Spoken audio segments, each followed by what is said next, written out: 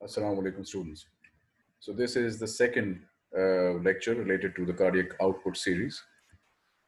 And in this, we'll be discussing basically two learning objectives.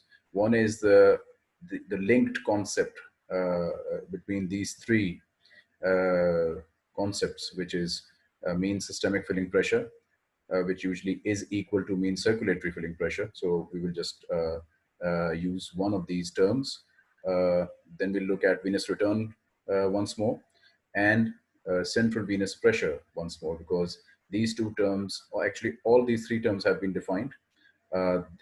Venous return and CVP more in detail earlier in the circulation unit, and this was described yesterday. After giving a recap of these three, we'll be discussing their interplay as well, how they are linked together in the whole circulatory unit, and so on. And in the second part of this lecture, we'll be discussing cardiac and vascular function curves. Remember, I told you in the first lecture of the cardiac output that during that lecture we treated heart and circulation as separate entities, sort of independently. But in this one, we will be discussing the actual real scenario where both heart and the vasculature works in tandem. And through these functional curves, we'll understand how that is achieved. So the three linked concepts overview of MSFP is basically where it's the filling pressure, which we have described already. It can be measured if the heart is made to stop, and that is the pressure throughout the circulation without the heart beating, as I've mentioned earlier. So basically, in cardiac failure, this would come into play. Also, by clamping on the big vessels at the root of the heart, where you literally disconnect temporarily, of course, the heart from the circulation, you also then induce MSFP in the circulation. Okay.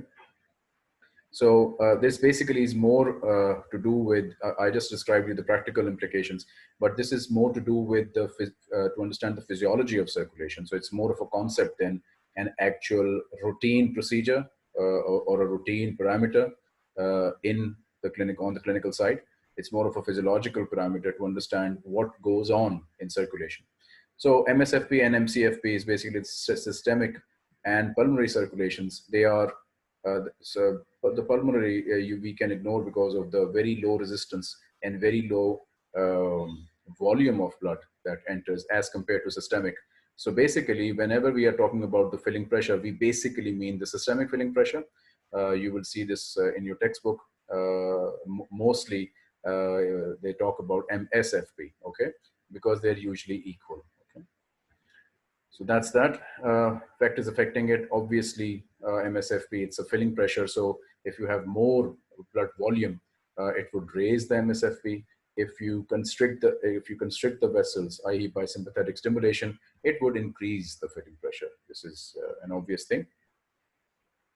And this is the physiological golden rule, basically.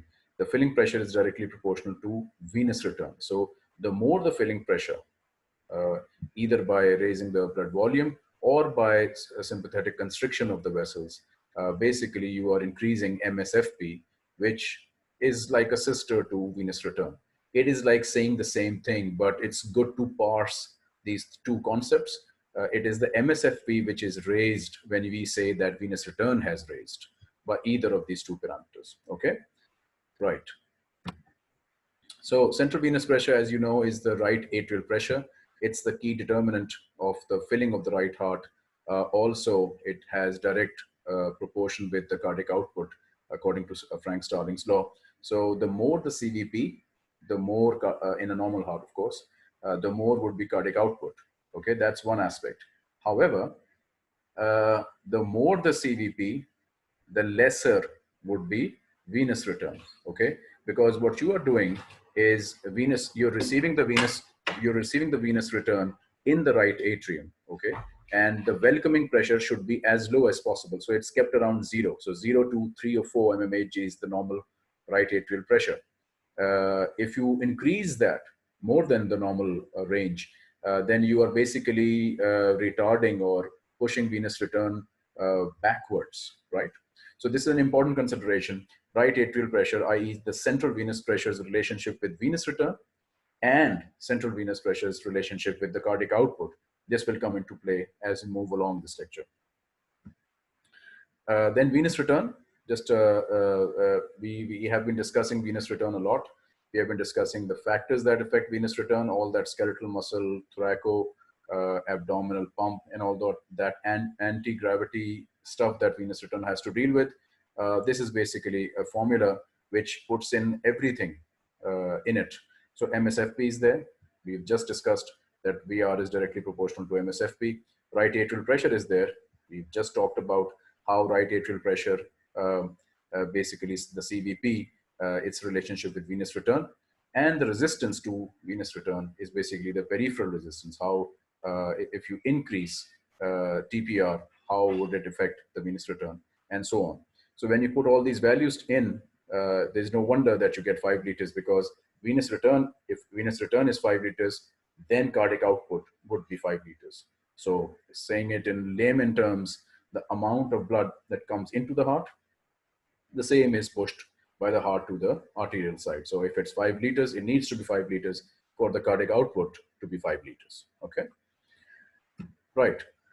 So we have discussed the overview of these 3 linked concepts. Now let's link them and let's see how they play. Okay, so this is a very famous graph in Guyton, and it's usually reserved for the better students in vivas. And the key question, the trick question is, how is this whole graph basically, which starts from a point called the MSFP here, it goes up and then it flattens basically. Why does it flatten? This is the question. Okay, so keep in mind this question, and let's solve this graph. So first, as I usually say, look at the axes. The y-axis has venous return, the x-axis has right atrial pressure. Okay, so this is point 0, right? If you increase the right atrial pressure, you're obviously asking for trouble, because you're not being very welcoming to the venous return. You're increasing the pressure in the receiving chamber of the heart, and hence this thing goes down. Okay, right. And above this, so there's a slope here. Above this, you are increasing venous return. Okay, this is one way if you want to solve it from the 0. The classical way to solve it is you start with this point here. So if you observe that it can be off-throwing on the first instance, but it really makes a lot of sense. MSFP being 0 at a high right atrial pressure, or around this point, okay, while the venous return has hit 0. So basically, this is where the pressures of the filling pressure, i.e. 7, if you remember, MSFP normally is 7, right? So the filling pressure of the circulation, which is 7, actually has equilibrated with the right atrial pressure being 7 as well. It is approximately 7. Right atrial pressure is 7 at this. So CVP, right atrial pressure is also called CVP. So CVP equals the MSFP.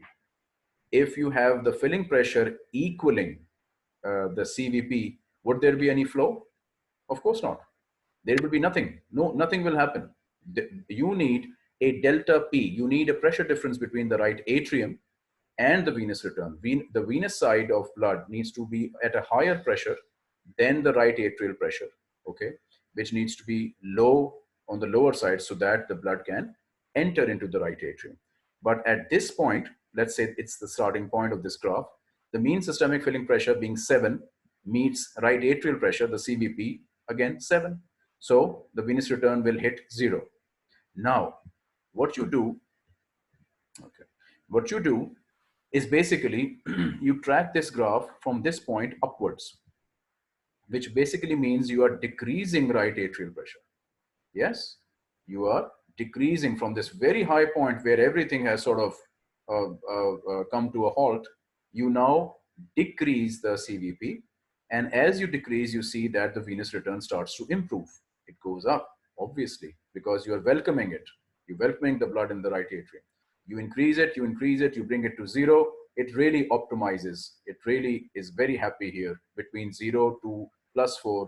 This is where the normal heart uh, uh, puts it, adjusts its contraction accordingly. We'll be coming back to this point that I just mentioned. It adjusts the cardiac output in such a manner that the right atrial pressure lies between 0 to +4. Okay.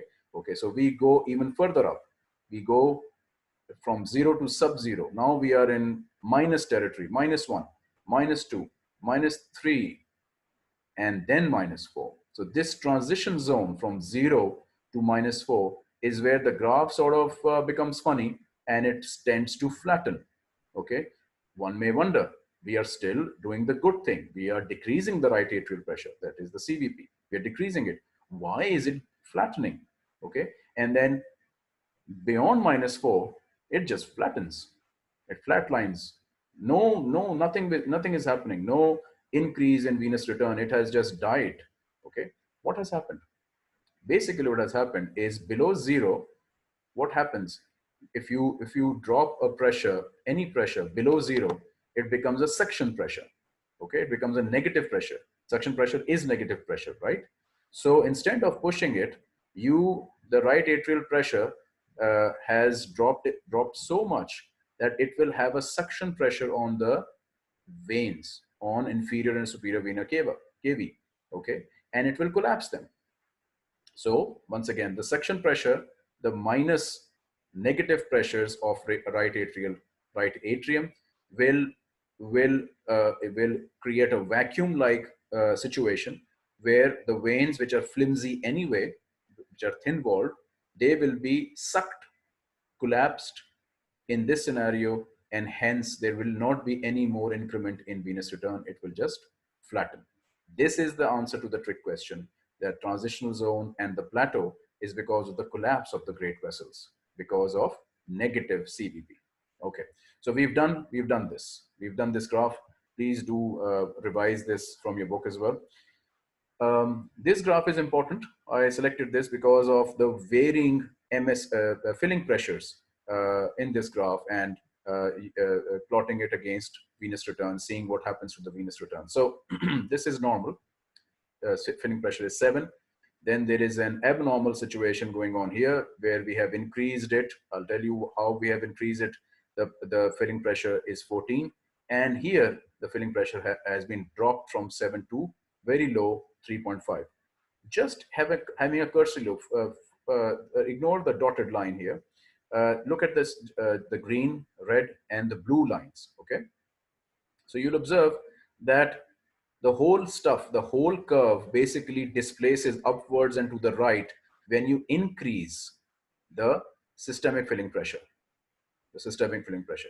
It's like you have increased blood volume. This is one of the interpretations of this. If you increase blood volume, remember all of this is on a fixed blood volume. There is no change in blood volume. Okay, this is how a closed circuit cardiovascular system behaves when you change the right atrial pressure.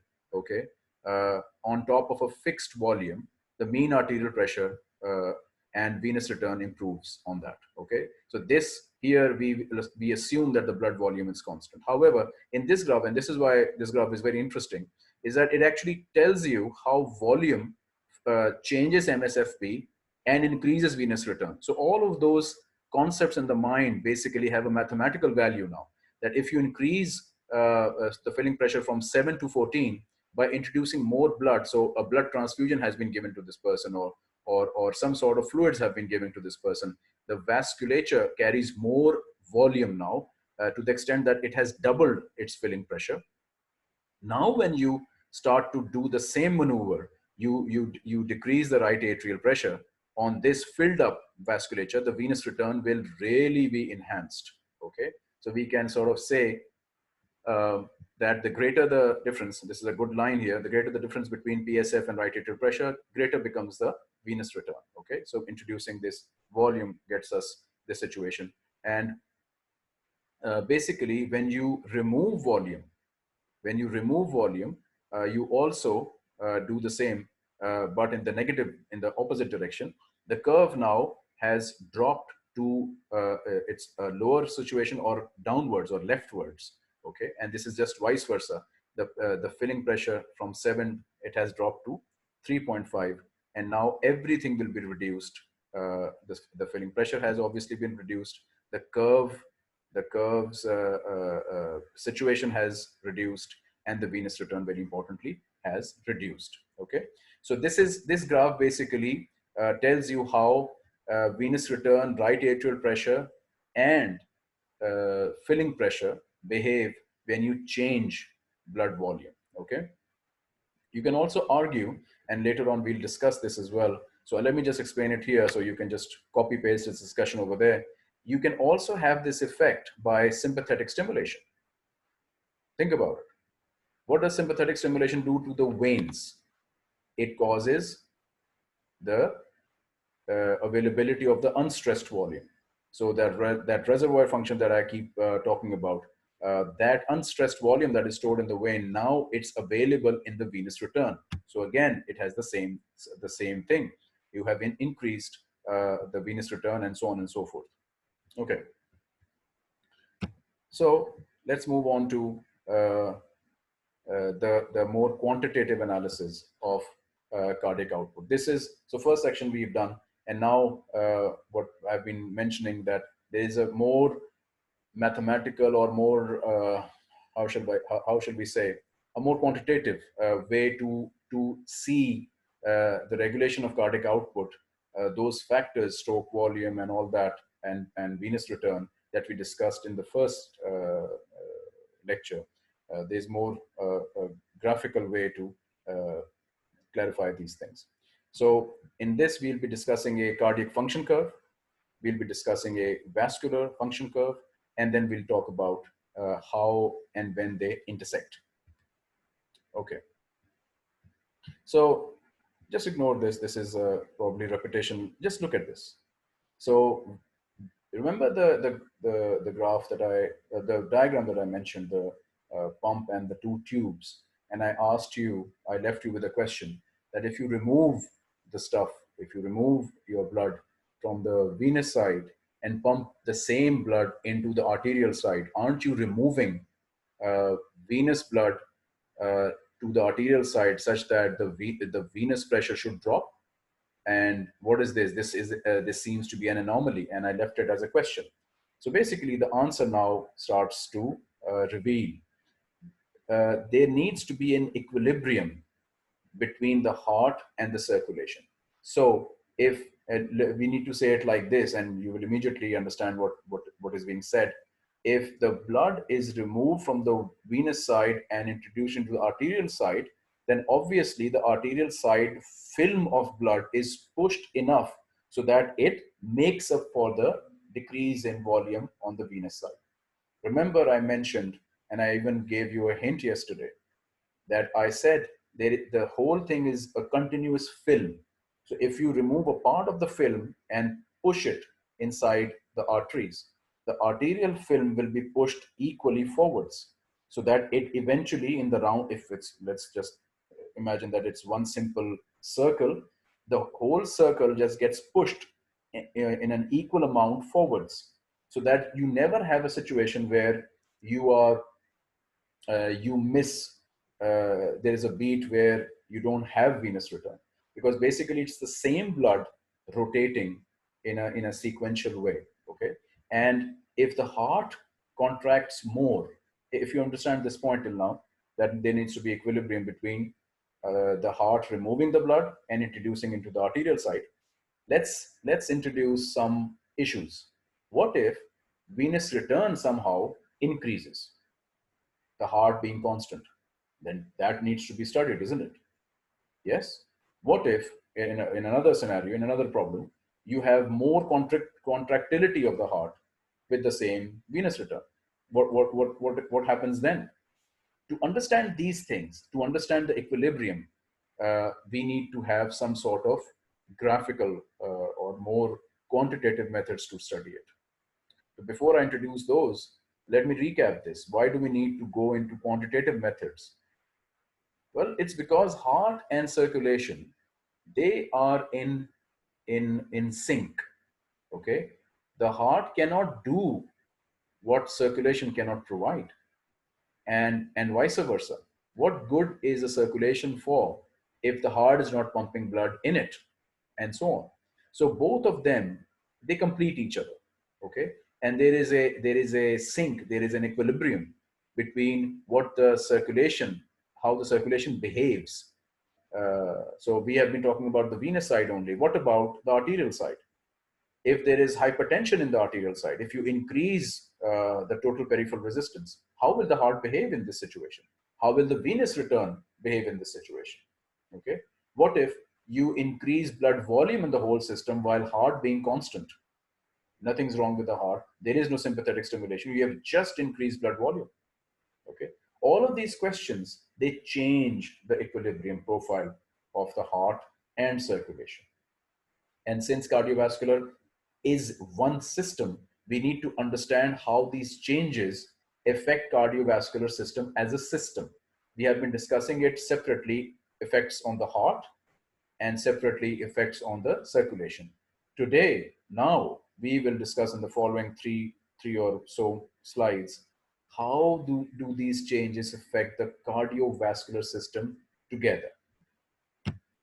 So we will look at uh, basically two curves, and you need to be comfortable with these two curves. Okay, one is, as you can see, one is the cardiac curve.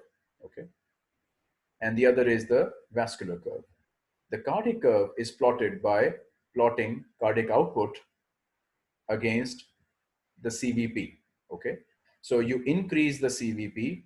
Why? How does the CVP, which basically is right atrial pressure, when does it increase? It increases when there is more venous return. Yes. So there is more venous return. The CVP is increasing, but at the same time, uh, the cardiac output also increases. Who says that? Frank Starling law says that. So more the CVP, more should be the cardiac output.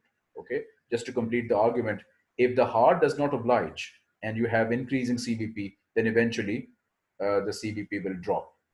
We've just studied the curve, the venous return curve. Okay, because the right atrial pressure will rise, which will retard the incoming venous blood towards the heart. Okay, so this is basically a Frank-Starling law relationship that is being discussed one more time. Okay.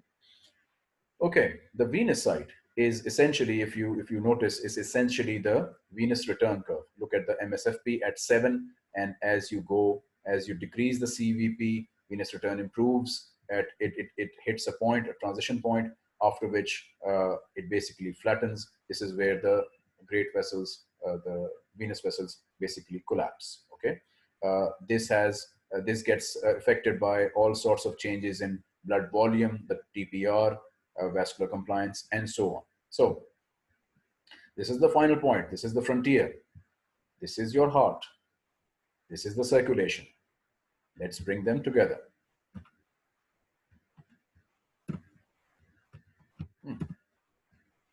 Okay. So this is bringing them together. This is, if you pay attention, the blue curve is basically the cardiac function curve. This is the cardiac curve, right? And the maroonish curve is basically the vascular curve. Observe these, make yourself comfortable because the next two slides will be tricky. So if you plot them in one graph, they naturally would intersect at one place, right here, the blue point, right? Well, imagine, no surprises should be there. It basically corresponds to, if you are solving it for the heart, a cardiac output of 5 liters per minute, which is the normal cardiac output at rest, right? And it corresponds to a nice right atrial pressure, the CVP, of around +2. So right in the middle, it's not 0, it's not +4, it's right in the middle, it's optimal performance. So said it in other way, the venous return, which is basically also, mind you, 5 liters a minute, When that venous return is being achieved, it's coming back to the heart. The heart is pumping the same, right? So this intersection point, both at 5, is both for cardiac output and for venous return. Venous return is bringing in 5 liters per minute. Cardiac output is set at 5 liters per minute of pumping, okay? Which keeps, and remember these words now, which keeps the right atrial pressure nice and cozy at +2. Remember, it is the interplay of venous return and cardiac output which will disturb the right atrial pressure, as we'll see in the following graphs. Okay. Again, this is basically the same venous curve. That's why he's shown the mean systemic filling pressure. It's coming back. This is basically the standard venous return curve. It's intersecting the cardiac curve at this point. This, by the way, is called the equilibration point. Okay, the point of equilibrium or the equilibration point. Okay, so that's that. He has mentioned, I have mentioned rather, the cardiac output can be altered by anything which shifts the cardiac curve, shifts the venous curve, or disturbs both curves at the same time. So exciting time coming up, saddle up. So observe this graph, these two graphs. First observe graph A. B will just follow if you understand this. What has happened? Firstly, see what has not, which curve has not been disturbed. Basically, the venous curve is not being disturbed. It's the same, okay? It's the cardiac curve, something has happened to it. It has shifted upwards and to the left along the venous curve being constant. So a positive inotropic agent has been introduced. So you have basically activated the sympathetic nervous system. Norepinephrine is now available. The heart is contracting more. And this is what I mentioned. Now, think about the following. Heart will, the stroke volume will enhance. The heart rate will enhance. Okay, the cardiac output is up. It's right here. First it was here. Now it's here. Okay. However, what has not changed? The venous return hasn't changed. Okay. The venous return hasn't shifted really. It's the same. It is from this point to this point, basically heart is quote unquote borrowing more blood than it previously was working with. First it was working at right here. Now it's taking more from the bucket of quote unquote the venous return because its pumping profile has increased on the same venous return. Okay, you need to understand this point. So obviously somebody has to pay for this cost. Well, guess what? If you look at the CVP, first it was nice and cozy at +2. Now the CVP has decreased. So whatever blood would remain in the right atrium after the cardiac systole and exert that nice +1, +2 mmHg pressure, it will have decreased. It would become, say, a +1 or more towards 0 because you have taken that blood, you have borrowed that blood by a more aggressive heart contraction. Okay. So cardiac output, net result is cardiac output will increase at the cost of a decreasing central venous pressure. Remember, the volumes are constant, hence you cannot have a situation, you cannot have increased volume for your cardiac output. No, sir. This increased cardiac output will come from the same blood volume, the same venous return. You are just borrowing from within the heart. You are borrowing more blood, which you did not, uh, uh, uh, what you call, which you did not bring into duty before. Also, sympathetic stimulation would again stress the volume, unstressed volume into stressed volume, which will increase the equilibration point at a higher venous return. Okay, so now first it was operating at this lower venous return, but on the same volume, what you have done is you have displaced the unstressed volume into stressed volume. The heart will now operate at a higher point along the venous return curve. Okay, so this comes at the cost of a decreased CV. I hope this is clear. If you have any questions, you can always ask me. in the comment section below. So that's one thing. The opposite is really obvious. Don't need to explain that. A negative inotropic agent would decrease the slope of the heart downwards, and the equilibration point also will move downwards. Okay, the CVP would increase because the heart is not clearing out enough blood. Blood will start to be dumped in the right side of the heart, increasing the right atrial pressure, and which will retard the venous return as well. As you can see, it has dropped. Okay, so this is that. This is basically the effect of inotropic agents which alter the cardiac function curve. Now coming to something which will basically alter the vascular function curve. So remember, in the first set of the inotropic slide, we deviated the cardiac function curve. Here, we are disturbing the vascular function curve while the cardiac curve is constant. This needs to be remembered. Okay. Sometimes when you go deep into these concepts, you tend to forget that only one parameter has been changed, not the other one. The other one needs to be constant for this to make sense. Okay. So now, imagine that the blood volume has increased. The first thing that you need to think whenever you are told blood volume has increased is forget about everything. Just look at what is happening at the MSFP side, the filling pressure. So the fixed line is normal. The dotted line is what has changed. You see that the jumping of the filling pressure from this point to a higher point, something that we have discussed in the previous, the three interconnecting slide, second graph. Okay, this is exactly what that is. So this filling pressure has jumped from the normal +7 to this new higher point here. And now basically at a higher volume, it will improve the venous return.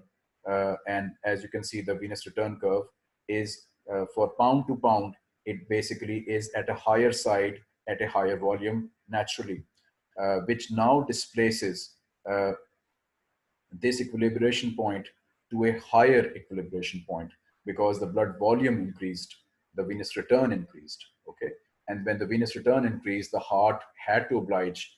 It was doing its own business, but when you increase the venous return due to Frank-Starling law, it improved its cardiac output to match the increased venous return, and the dot of equilibration basically shifted from this point along the normal heart curve to a new equilibration point.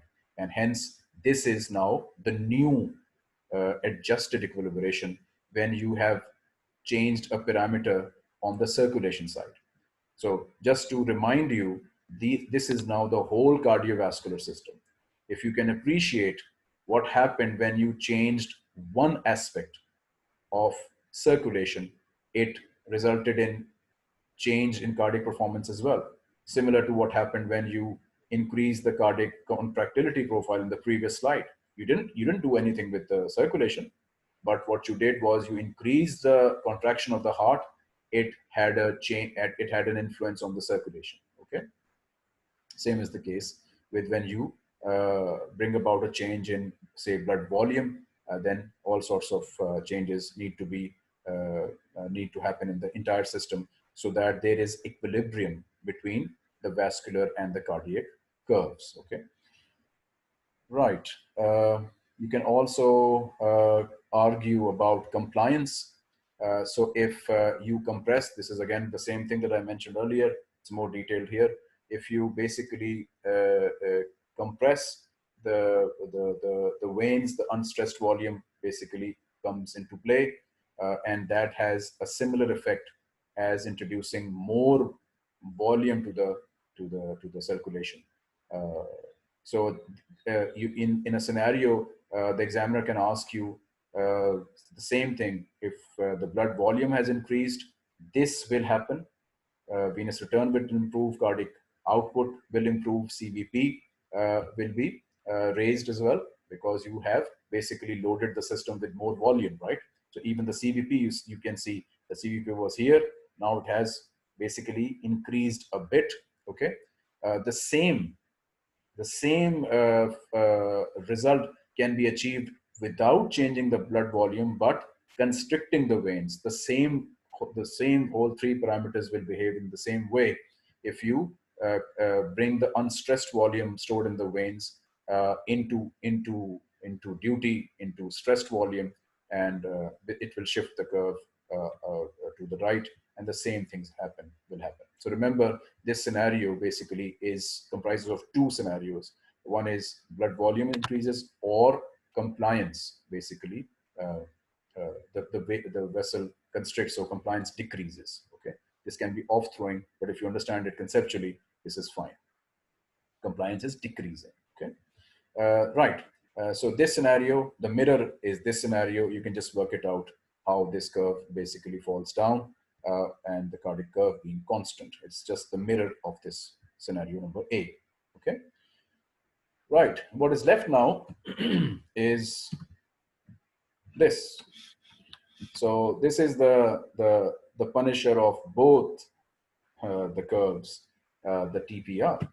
So if you increase the total peripheral resistance, now you need to remember, how do you increase the total peripheral resistance? Which part of the circulation do you go and increase, tighten the screws on to increase the total peripheral resistance?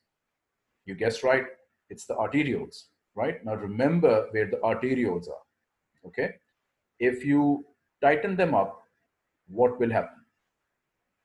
Well, two things will happen. One thing is, you have discussed it, we have discussed it extensively. What will happen is the arterial blood pressure will increase, because you have constricted the arterioles. You're not letting blood, the same amount of blood go through them. So the blood is being pooled in the arterial side, the pressure goes up.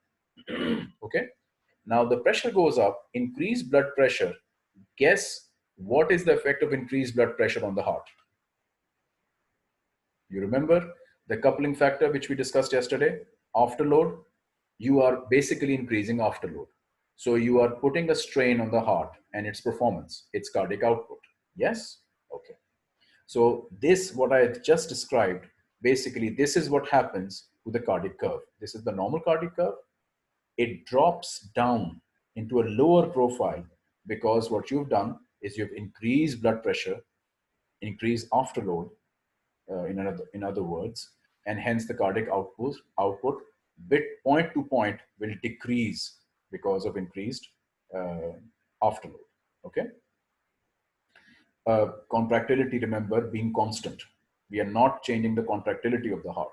We are only in this scenario, we are only meddling with the TPR. Okay. Right. So for that, the heart now comes in lower, and this is the curve now, the cardiac curve. What happens to the veins? What happens to the venous return? Now, there's an important point here, and I would, if I would be taking a viva, sorry, I would be asking this question. The simple question, there's a simple question and there's a hard question. The simple question is, why did the venous return curve drop in this particular scenario? This is the simple question.